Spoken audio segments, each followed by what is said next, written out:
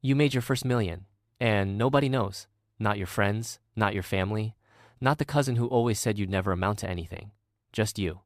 And a bank account with 6 zeros that didn't exist 12 months ago. This is the story of what you do next, and why most people get it completely wrong. You're sitting at a scratched wooden desk in a rented room you've lived in for 3 years. The walls are thin, the ceiling fan wobbles. The chair creaks every time you shift your weight.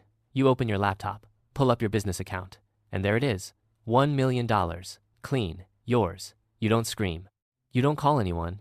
You just sit there in the silence, staring at the number, feeling something you've never felt before.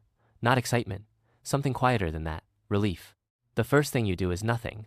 You close the laptop, you make coffee, you go to sleep. Because you understand something that most people who suddenly get money never figure out. The biggest threat to that $1 million isn't the market. It isn't inflation. It isn't even taxes. It's you. In the first 48 hours. Emotional. Impulsive. Finally feeling like you deserve something. So you wait. 3 days later, you call a tax attorney. Not a financial advisor. Not your uncle who dabbles in stocks. A tax attorney. Because depending on how that money came in, the government already has a claim on part of it.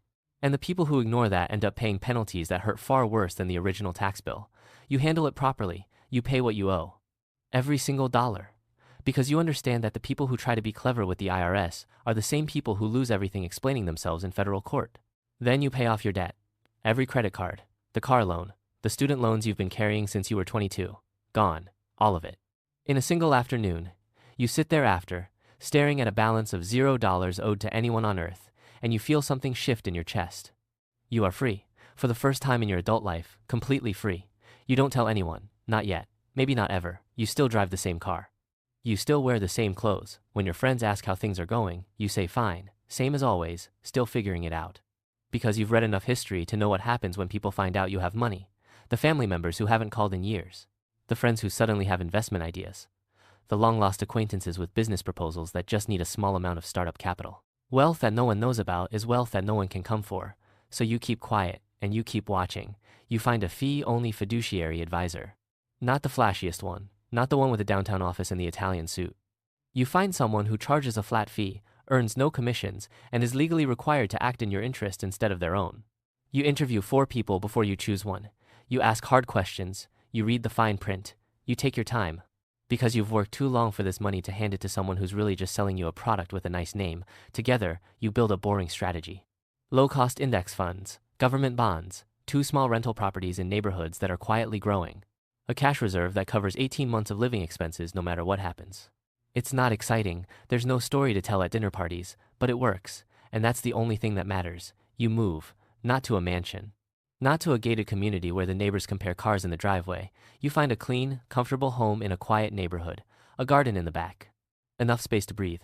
Nothing that requires a staff to maintain, because you've seen what happens to people who scale their lifestyle to match their net worth on paper. The expenses grow faster than the income. The money that was supposed to last forever starts shrinking. And one day they're selling the house they were so proud of because they can't afford the property taxes anymore. You upgrade your life. You just don't explode it. You apply the 5% rule. $1 million invested conservatively generates roughly $50,000 a year. That's over $4,000 a month. If your lifestyle costs less than that, you never touch the principal. Not once. The $1 million sits there, untouched, producing income while you sleep. Think of it like a tree. You eat the fruit. You never cut down the trunk. Most people who come into sudden money take a chainsaw to the trunk and wonder why there's nothing left by spring. Not you. You hire a personal trainer. You get a full medical checkup, real blood work, specialists. Everything they've been telling you to do for years that you kept putting off because you didn't have time or money. You start cooking real food, sleeping 8 hours, walking in the morning before your phone turns on, because you finally understand something that sounds obvious but takes most people decades to learn. There is no version of a good life that works without a functioning body. No amount of money fixes the damage of years of neglect. And health, like wealth, is far easier to maintain than to recover. 6 months pass. Your parents think you're doing okay. They know the business has been going well, but they have no idea about the number in the account. Then one afternoon you drive to their house. You sit down at the kitchen table where you did your homework as a kid. And you slide a document across the table. Their mortgage, paid in full. Your mother starts crying before she even finishes reading it. Your father doesn't say anything. He just reaches across the table and puts his hand on yours. You ask them not to tell anyone. They nod. They understand. That night, driving home alone, you realize this was the moment you were actually building toward. Not the number in the account. This. 2 weeks later, your cousin calls. He's heard something. He's not sure what, but he's heard something. He has an idea for a business that just needs $50,000 to get started. It's a sure thing. He's certain of it. You tell him your capital is tied up in long-term investments and you can't access it. He calls you selfish. He says you've changed. He hangs up. You sit with the discomfort of that for a moment. Then you let it go. You set up an education trust for his kids instead. The money goes directly to the university. No one touches it. No one redirects it. It pays tuition and nothing else. He never thanks you for it. That's fine. Your business keeps growing. You hire real managers.